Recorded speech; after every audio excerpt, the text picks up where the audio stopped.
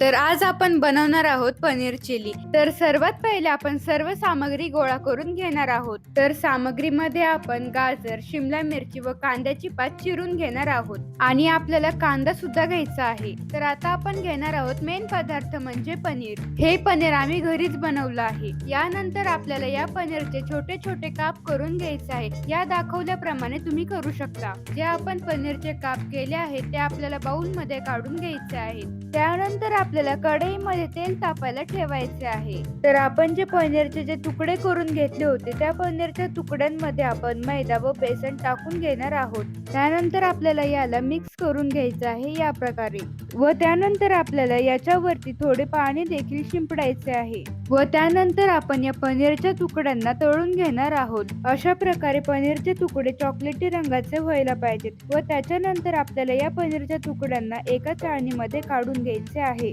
तर आता आपल्याला तेलामध्ये मिरची टाकून घ्यायची आहे. त्यानंतर आपल्याला कांदा टाकून त्याला छान असा परतून घ्यायचा आहे. त्याच्यानंतर आता आपण शिमला मिरची टाकणार आहोत. त्याच्यानंतर आपण गाजर टाकून घेऊयात व थोडेसे चवीनुसार मीठही टाकूयात. त्यानंतर आपण एका बाउल मध्ये हा पनीर चिली मिक्स मसाला टाकून घेऊयात. त्यानंतर आपण याच्यामध्ये चिली ग्रेव्ही मिक्स हा मसाला टाकून घेणार आहोत व मसाले टाकल्याच्या नंतर आपल्याला याच्यामध्ये अर्धा कप पाणी टाकून घ्यायचे आहे व त्याला चांगले ढवळून घ्यायचे आहे व आपण जे हे तळून जे पनीर घेतले होते ते आपल्याला या कढईमध्ये टाकून घ्यायचे आहे व त्याला चांगले असे हलवून घ्यायचे आहे व आपण जे मिश्रण तयार केले होते ते आपल्याला या कढईमध्ये टाकायचे आहे व त्याच्यानंतर आपल्याला त्याला असेच 15 मिनिटं ठेवायचे आहे जोपर्यंत याला असा चॉकलेटी रंग येत नाही व त्याच्यानंतर आपल्याला या सर्व मिश्रणावर कांद्याची पात टाकून घ्यायची आहे व त्यानंतर आपण चांगले हलवून घेऊया. तर तयार झाली आहे पनीर चिली. तुम्ही पण तुमच्या घरी ट्राय करून पहा